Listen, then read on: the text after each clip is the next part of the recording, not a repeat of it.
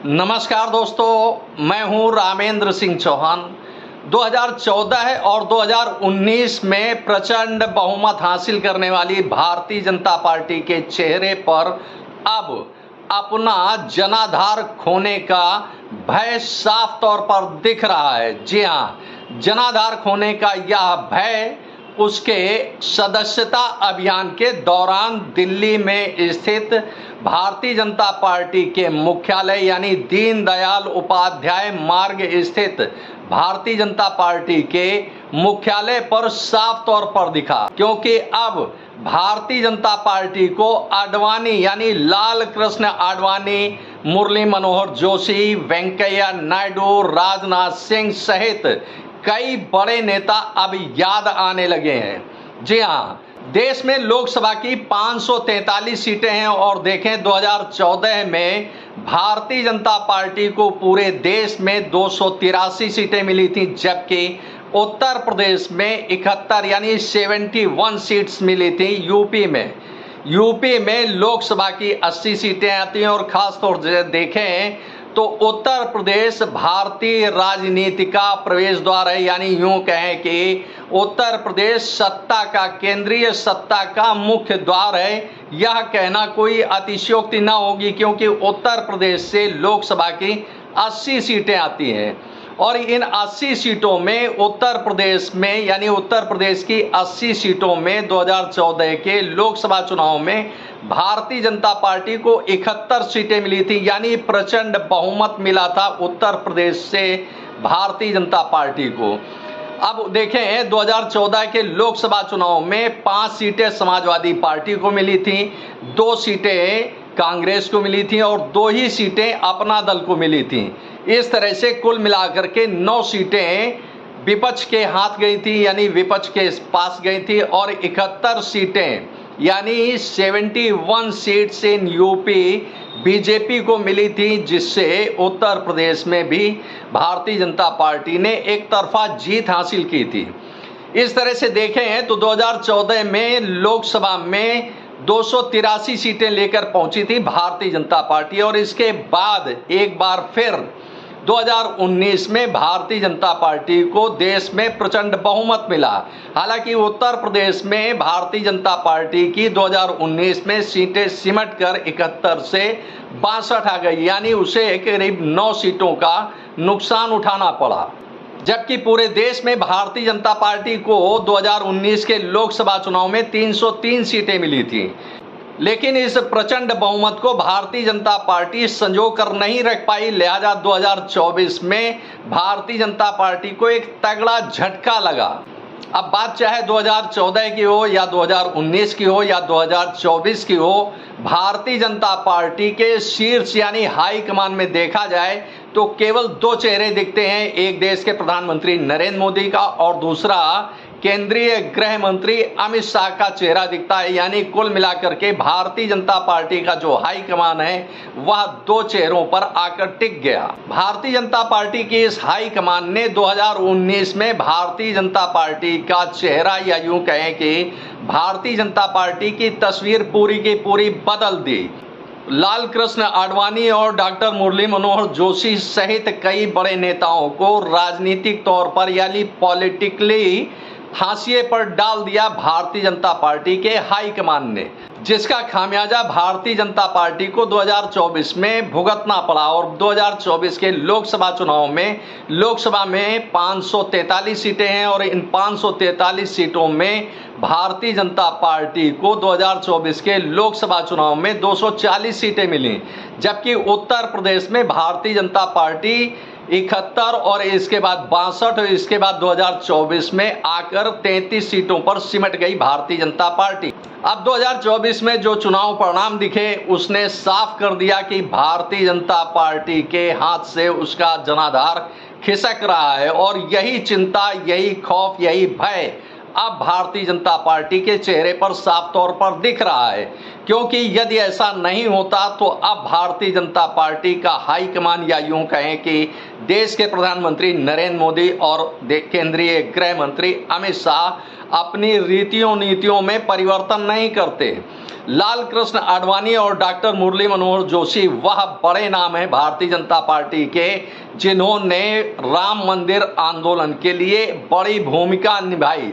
राम मंदिर आंदोलन के लिए भारतीय जनता पार्टी के वरिष्ठ नेता लाल कृष्ण आडवाणी ने बाकायदे देश में श्री रामलला के लिए एक जन आंदोलन चलाया, एक रथ यात्रा निकाली। लेकिन जब अयोध्या में श्री रामलला की प्राण प्रतिष्ठा हुई, तब भारतीय जनता पार्टी के हाई कमान ने राम आंदोलन के यानी रामलला के लिए आंदोलन करने वाले डॉक्टर मुरली मनोहर जोशी, लाल कृष्ण आडवाणी को रामलला की जन्मभूमि में प्राण प्रतिष्ठा समारोह में आमंत्रित तक नहीं किया गया।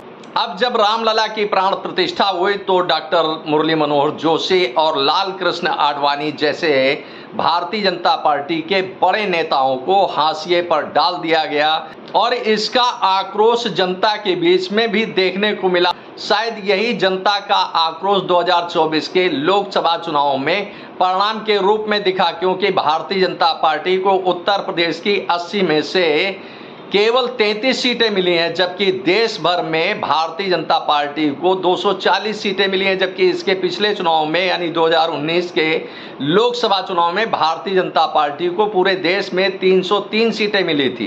तो अब इस तरह से भारतीय जनता पार्टी को जनाधार खोने का खौफ उसके चेहरे पर साफ तौर पर दिख रहा है, क्योंकि जिस तरह से दिल्ली में स्थित भारतीय जनता पार्टी के मुख्यालय दीनदयाल उपाध्याय मार्ग स्थित मुख्यालय पर भारतीय जनता पार्टी ने जो आवरण यानी जो साज सज्जा की है, उसमें अब डॉक्टर मुरली मनोहर जोशी, लाल कृष्ण आडवाणी, वेंकैया नायडू, राजनाथ सिंह सहित कई बड़े नेताओं के चेहरे साफ तौर पर दिख रहे हैं, यानी उनके पोस्टर लगे हैं बड़े बड़े, जिससे यह बताने की कोशिश की जा रही है कि डॉक्टर मुरली मनोहर जोशी और लाल कृष्ण आडवाणी की भारतीय जनता पार्टी यही है। तो यह खौफ बता रहा है कि भारतीय जनता पार्टी अपना जनाधार खो चुकी है और वह अपने खोए जनाधार को वापस लाने के लिए, वापस पाने के लिए अब हर संभव कोशिश कर रही है। भारतीय जनता पार्टी के शासनकाल में या यूं कहें कि देश के प्रधानमंत्री नरेंद्र मोदी के कार्यकाल में अयोध्या में श्री राम जन्मभूमि मंदिर का निर्माण हुआ, रामलला की प्राण प्रतिष्ठा हुई। अब इसमें अगर देखें तो मुख्य भूमिका रही लाल कृष्ण आडवाणी की, जिन्होंने रथ यात्रा निकाली, रामलला के लिए आंदोलन किया। उन लाल कृष्ण आडवाणी को अब सहेजने की कोशिश की जा रही है, जैसा कि दीनदयाल उपाध्याय मार्ग स्थित भारतीय जनता पार्टी के मुख्यालय पर लगे पोस्टर बता रहे हैं कि लाल कृष्ण आडवाणी भी भारतीय जनता पार्टी के एक बड़े नेता हैं, जबकि भारतीय जनता पार्टी के हाईकमान यानी देश के प्रधानमंत्री नरेंद्र मोदी और अमित शाह ने लाल कृष्ण आडवाणी और डॉक्टर मुरली मनोहर जोशी को संरक्षक मंडल में भेजकर एक तरह से यूं कहें कि पॉलिटिकली साइडलाइन करने की कोशिश की थी। लेकिन देश का मतदाता, देश की आवाम, देश की जनता जानती है कि आखिर भारतीय जनता पार्टी को खड़ा करने वालों में कौन कौन से नेता हैं। इनमें बड़ा नाम आता है डॉक्टर मुरली मनोहर जोशी का, लाल कृष्ण आडवाणी का, वेंकैया नायडू का। इस तरह के असंख्य बड़े नेता हैं जो अब राजनीतिक तौर पर यानी भारतीय जनता पार्टी की राजनीति में हाशिए पर है। इसके साथ एक बड़ा कारण और सामने आ रहा है कि भारतीय जनता पार्टी ने रामलला के नाम पर देश को एक आंदोलित किया और बहुमत हासिल किया, प्रचंड बहुमत हासिल किया। लेकिन भारतीय जनता पार्टी की सरकार ने रामलला को भी नहीं छोड़ा और रामलला पर 18% जीएसटी लगा दिया। तो भारतीय जनता पार्टी ने एक तरफ तो रामलला का मंदिर बनाकर उसे वोट में कैश करने की कोशिश की, कैश कराने की कोशिश की, उसका लाभ लेने की कोशिश की, लेकिन रामलला पर जीएसटी लगाने में भी पीछे नहीं रही। तो जिन रामलला के जरिए वह सत्ता में आए यानी भारतीय जनता पार्टी रामलला के जरिए सत्ता में आई, तो वही भारतीय जनता पार्टी जो रामलला के जरिए सत्ता में आई, वही भारतीय जनता पार्टी यानी उसी भारतीय जनता पार्टी ने यानी यूं कहें कि देश के प्रधानमंत्री नरेंद्र मोदी और केंद्रीय गृह मंत्री अमित शाह, केंद्रीय वित्त मंत्री निर्मला सीतारमण ने रामलला पर जीएसटी लगाने में भी पीछे नहीं रहे। अयोध्या में बने श्री रामलला के मंदिर के लिए श्री रामलला की 3 दिव्य भव्य मूर्तियों का निर्माण किया गया और श्री रामलला जन्मभूमि न्यास ने बाकायदे इन मूर्तियों का जो 3 मूर्तियां बनी उनके लिए भुगतान किया। श्रमिकों को यानी कारीगरों को रामलला की मूर्ति बनाने के लिए भुगतान किया। न्यास ने प्रत्येक मूर्तिकार को 75 लाख रुपए दिए। इस तरह से करीब 2.25 करोड़ रुपए का भुगतान कारीगरों को किया गया। अब भारत सरकार ने इन पर 18% की दर से जीएसटी लगा दिया। इस तरह से देखें तो 40 लाख रुपए से अधिक जीएसटी लगाया गया है रामलला की मूर्ति निर्माण पर।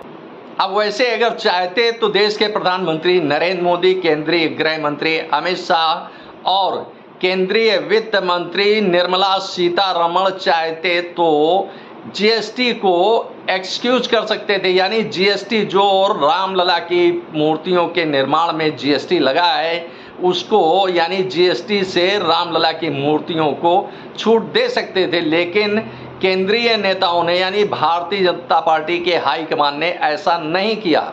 लिहाजा श्री रामलला जन्मभूमि न्यास को 40 लाख रुपए से अधिक जीएसटी केंद्र सरकार को भुगतान करनी पड़ी।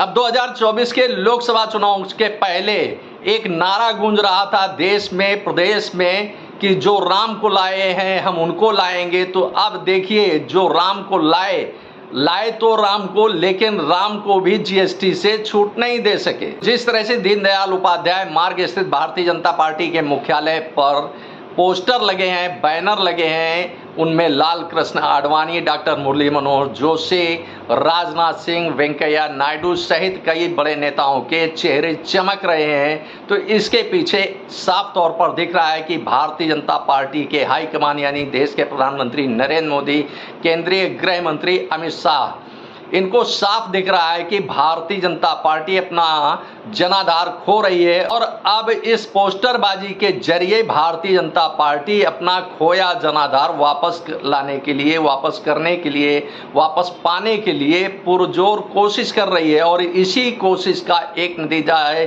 कि भारतीय जनता पार्टी के मुख्यालय में लाल कृष्ण आडवाणी, वेंकैया नायडू, डॉक्टर मुरली मनोहर जोशी सहित कई बड़े नेताओं के पोस्टर चमक रहे हैं।